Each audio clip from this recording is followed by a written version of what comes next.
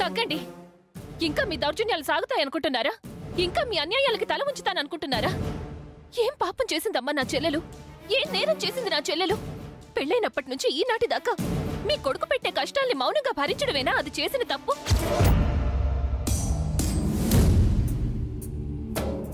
తాళి కట్టినప్పటి నుంచి court bone ఎక్కించేదాకా మనకెవ్వరికీ తెలియకుండా గుట్టుగా గుండెల్లో దాచుకోవడమేనా అది చేసిన తప్పు? ఎన్ని తిట్టినా, ఎంత కొట్టినా, ఎన్నిసార్లు గెంటేసినా, ఎంతగా అవమానించినా భరించిన ఆ భూదేవిని చెడిపోయిందనే ముద్ర వేసినా గుండె పగిలి ఏడ్చిందే తప్ప ఒక్క మాట అయినా మాట్లాడిందా? అదే నా చెల్లెలు చేసిన తప్పు.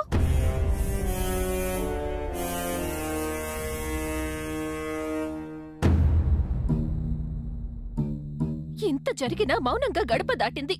నిశ్శబ్దంగా కన్నీళ్లు దిగమింగింది. తప్పు చేయకపోయినా తల వంచుకొని వెళ్ళింది. బ్రతకడం కోసమో, తన కాళ్ళ మీద తను నిలబడ్డం కోసమో తన మానాన తను ఉద్యోగం చేసుకుంటుంటే మీ తల్లి కొడుకులిద్దరూ కలిసి అక్కడి నుంచి కూడా దాన్ని వెళ్ళగొట్టాలని చూస్తారా? అసలు మీరు మనుషులేనా అని నాకు ఈనాడు అనుమానం వస్తోంది. అసలు మీకు మనస్సాక్షి అనేది ఉందా అని నిలదీసి ప్రశ్నించాలనిపిస్తోంది. అది నిప్పు.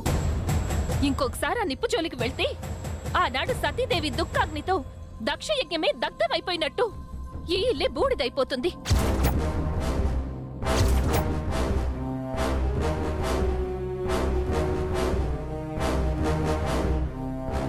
సీత శోకాగ్నితో లంకంతా కాలి బూడిదైపోయినట్టు ఈ ఇల్లు మాడి మసైపోతుంది. ఆ దేవతని కన్నెత్తి కూడా చూసే అర్హత లేని మీరు దాన్ని గెంటించాలని చూస్తే సర్వనాశనమైపోతారు. ఇదే సత్యం, ఇదే తథ్యం, ఇదే తథ్యం, ఇదే తథ్యం, ఇదే తథ్యం.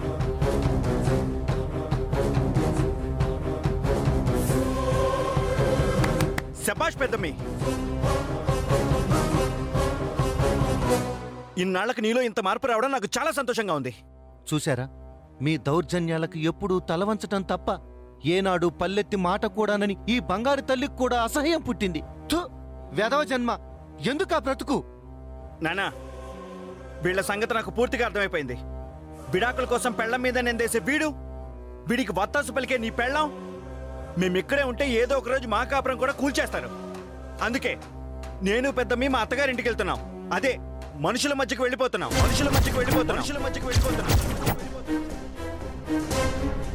రా పెద్దమ్మి, వెళ్దాం. నందు, అమ్మ మీనాక్షి,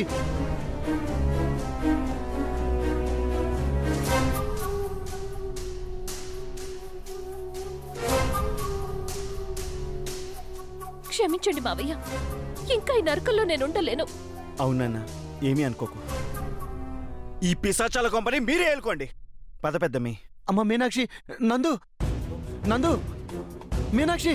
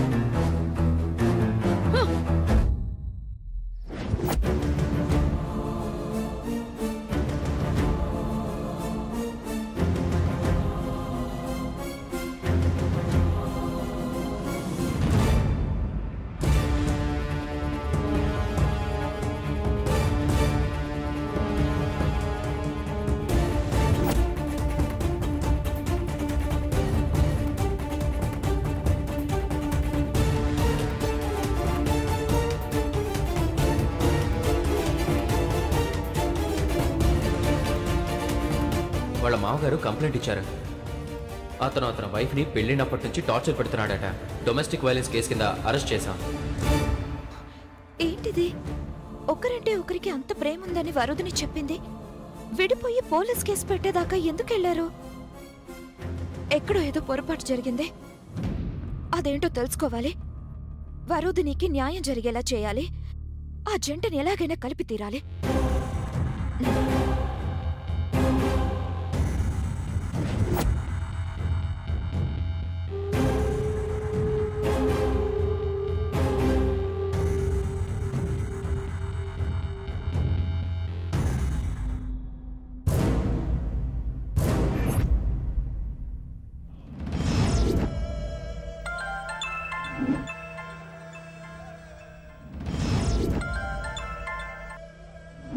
హలో, ఎవరు?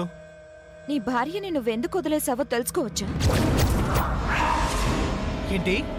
ప్రాణానికి ప్రాణంగా ప్రేమించే భార్యని ఏ కారణంతో దూరం చేసుకున్నావని అడుగుతున్నాను. నీకోసం, నువ్వు బ్రతకడం కోసం ఆమె ఎంత తప్పించిపోయిందో నాకు తెలుసు. నువ్వే ప్రపంచం అనుకుంది, నీతోనే లోకం అనుకుంది. అలాంటి భార్యని గుండెల్లో పెట్టుకుని పూజ చేసుకోవాల్సింది పోయి నిర్దాక్షిణ్యంగా వెళ్ళగొట్టడానికి నీకు మనసెలా ఒప్పింది? ఎవరివే నువ్వు?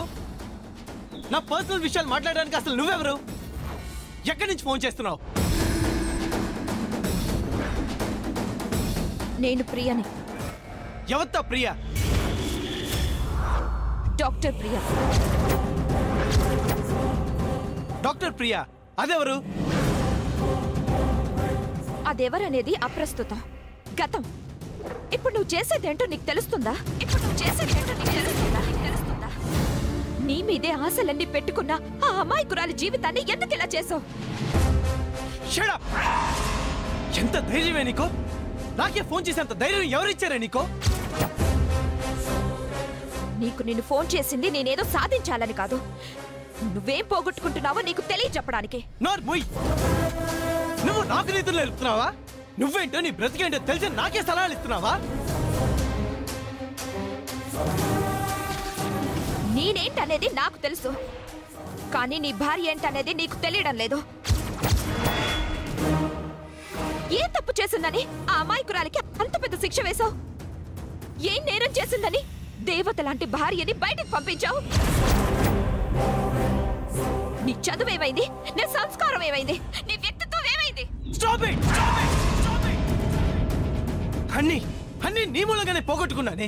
నా సంస్కారాన్ని, నా వ్యక్తిత్వాన్ని అడ్డం పెట్టుకుని నీ చదువు కోసం, నీ జల్దాల కోసం నన్ను ఒక పావులా వాడుకుని చివరికి నన్ను నీ ప్రియుడితో చంపించాలని చూసావు.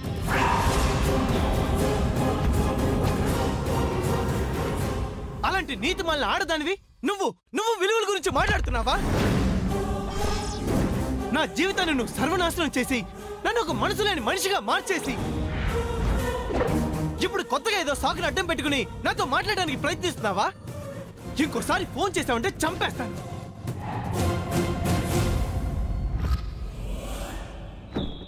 నా లైఫ్, నా వైఫ్, నా ఇష్టం. వదిలేస్తాను, గెంటేస్తాను. ఎక్కువ మాట్లాడితే నరికేస్తాను. నువ్వే మాట్లాడటానికి? పెట్టే ఫోన్. ఆగు. ఆవేశం తగ్గించుకొని నేను చెప్పేది విను. నన్నేమైనాను, కానీ పరోదిన్ని మాత్రం వదిలిపెట్టుకో. ఆమెకు అన్యాయం చేయకు. నోరు మూయవే. నీ బోడి సలహాలు నాకు అక్కర్లేదు. పెట్టే ఫోను.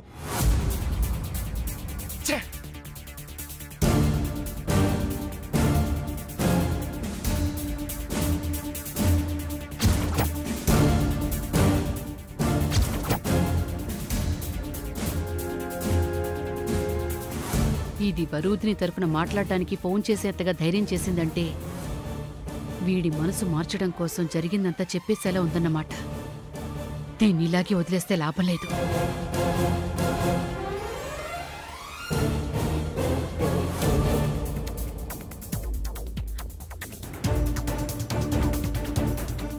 ఏదో ఒకటి చెయ్యాలి. దీని నోరు మూయించాలి.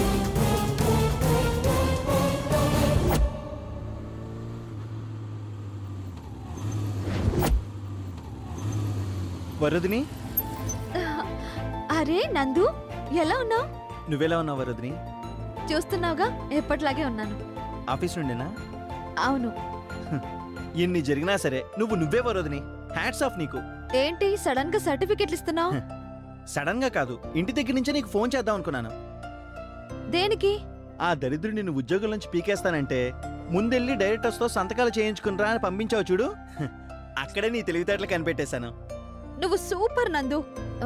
ఒక్కరు కూడా సంతకం చేయలేదు కదా? ఎందుకు చేస్తాం?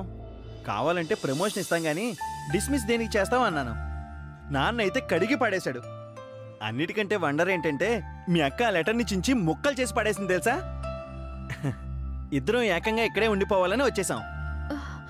అయ్యో, అలా ఎందుకు చేసావు నందు? ఇంకా వాళ్ళకి మర్యాద ఇస్తామండి వరోధిని. నిన్నే కాదన్నాక మాత్రం వాళ్ళని ఎందుకు కావాలనుకుంటాను చెప్పు. మరి నువ్వు ఒక్కడివే వచ్చావు, అక్కేది? అక్క లోపలుంది. నువ్వు బయట ఉంటే అక్క లోపల ఎలా ఉంటుంది? అయ్యో వరోధిని, మేము ఇప్పుడే వచ్చాం అనుకుంటున్నావా? ఎప్పుడో మధ్యాహ్నమే వచ్చాం. నేను మార్కెట్కి వెళ్ళి కూరలు కొని తీసుకొస్తున్నాను. ఓ అవునా, అప్పుడే పనిలో కూడా పడిపోయావా? మరి మీ ఇంటికి పెద్దలుండి నేనే కదా, అన్నీ చూసుకోవద్దు. అది సరే, అలసిపోయి ఉంటావు, కలిసి కాఫీ తాగుదండ్రా. సరే, అది ఇవ్వు, నేను ఉన్నానుగా. పర్లేదు నందు. పర్లేదు, ఇవ్వు. అబ్బా, నన్నే ఏ పని చేయనివ్వడం లేదు. ఇంకా మా అక్కని అసలు కదలిస్తున్నావో లేదో. పాపం మా అక్క. బాగుంది, చూసుకోకపోయినా బాధే, చూసుకున్నా బాధే. మీ అక్క చెల్లెలతో నాకు ఎప్పుడూ కష్టమే. సరే పద, లోపలికి వెళ్దాం.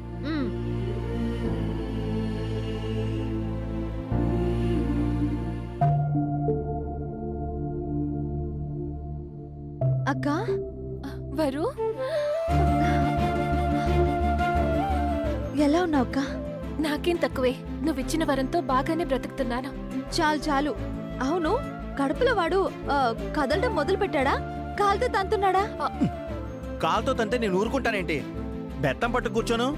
ఏంటి, బిడ్డ పుట్టక ముందే అప్పుడే కొట్టేద్దావునా? అంతేగా మరి, నా పెద్దమ్మని కాలుతో తంతాడా వాడు? నువ్వు పిచ్చికి పరాకాష్ట బావా.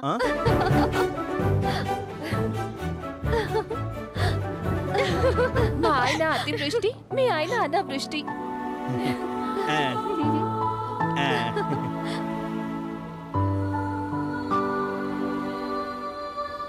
ఇదిగో కూరలో గుత్తంకాయలు తెచ్చాను, దీంట్లో ఉల్లికారం వేసి బాగా వండి పెట్టు బావా, శుభ్రంగా తిని పెడతాను. మరదలా, రేపు మీ ఇంటికి వచ్చినా నన్నే వండుకుని తినిపోమన్నట్టున్నావేంటి? సర్లే, నాకు తప్పుద్దా, ఇంటికి పెద్దలుండి కదా. పద పద, నాకు వంకాయలు తరిగిద్దు గాని. పద పద.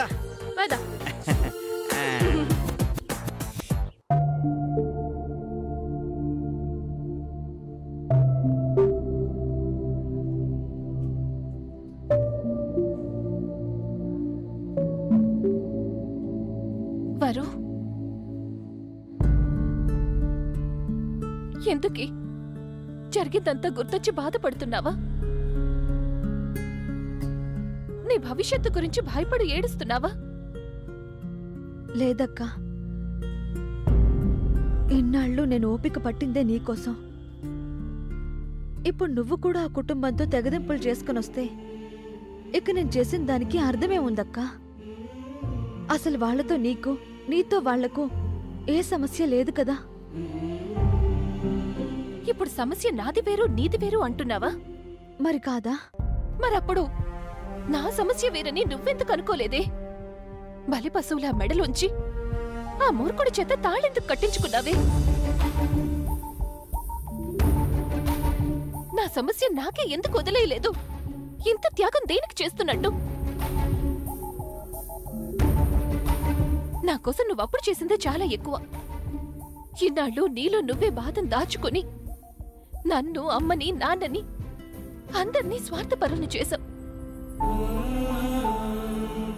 నువ్వు బావున్నావని మేమనుకున్నాం, మేం బావుంటే చాలని నువ్వనుకున్నావు. ఎన్ననుకుంటే ఏం లాభం? నా వెనకే మీరు బయటికి రావడం మాత్రం నాకు నచ్చలేదక్కా. ఇంత జరిగినా అతన్ని ఆఫీస్ నుంచి పంపించాలనుకోవడం మాకు నచ్చలేదు. అత్తయ్య కూడా అతనికి సపోర్ట్ చేసింది, అది ఇంకా నచ్చలేదు. అందుకే మొదటిసారి నేను తిరగబడ్డాను. తప్ప లేదక్కా, నువ్వు చేసిందే కరెక్ట్. ఇంకా వాళ్ళని గౌరవించాల్సిన అవసరం మనకి లేదు. నీకేం తెలుసే? నువ్వు మధ్యలో రాకు. ఎందుకు రాకూడదు? నాకేం తెలీదు. మొదటిసారి అక్క వాళ్ళ దౌర్జన్యాన్ని ఎదిరించింది. అన్నిటికీ సతుక్కుపోయి అక్క కూడా వాళ్ళని అసహించుకుంది అంటే వాళ్ళెంత దుర్మార్గులయ్యారో అర్థం చేసుకో అక్క. మీరిద్దరూ ఆ మూర్ఖుడికి, వాడికి వత్తాస పలికి ఆ అత్తకి మంచి లెసన్ చెప్పారు. నీ జీవితం గురించి నువ్వు ఆలోచించుకోవే. ఇంకా అక్క కోసం చెల్లి కోసం ఎలాంటి త్యాగాలు చెయ్యాలని చూడకు. నాకే భయమూ లేదు. నా భర్త ఎప్పటికీ నన్ను బంగారంలా చూసుకుంటాడు. ఇక ఇది రాజా దీన్ని చాలా బాగా చూసుకుంటాడు. ఎటొచ్చి నువ్వే ఒంటరి దానివైపోయావు.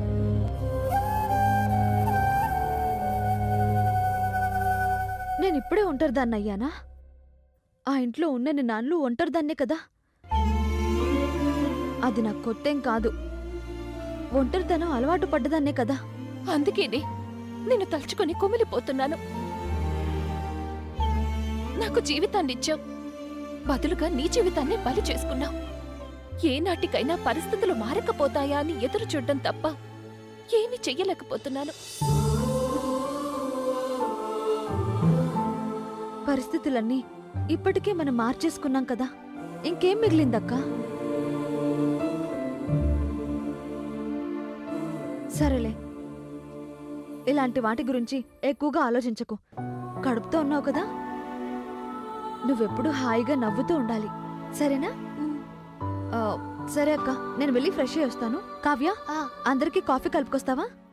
కలుపుకు రావచ్చు, కానీ మీరు తాగుతారా లేదా అని డౌట్. నేను కలుపుతాను లేవే. అమ్మో, నువ్వా? మీ ఆయన వచ్చి ఇల్లు పీకి పందిరేస్తాడు తల్లి. మా పెద్దమ్మకి పని చెప్తారా అని మా అందరినీ తిట్టిన తిట్లు తిట్టకుండా తిడతాడు. వద్దు తల్లి, మాకా శిక్ష అవసరమే లేదు.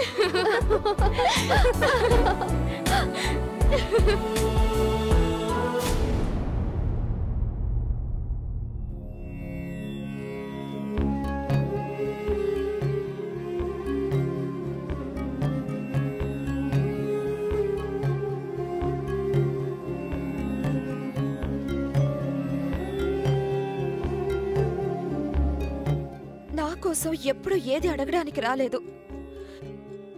ఇప్పుడు కూడా నా కోసమే అడగడానికి రాలేదు.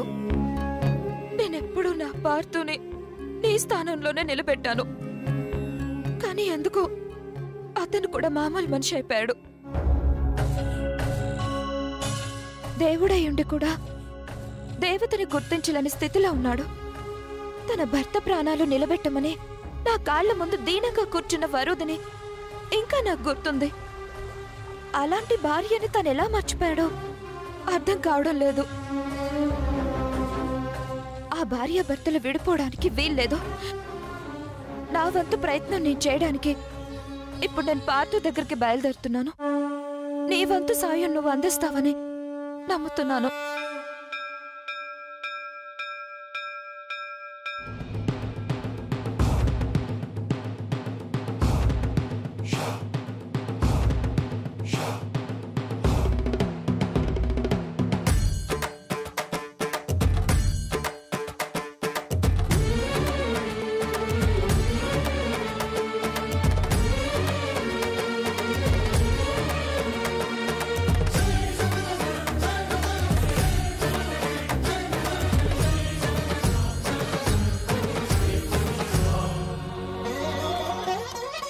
ఆకాశలింగమై ఆవహించరా,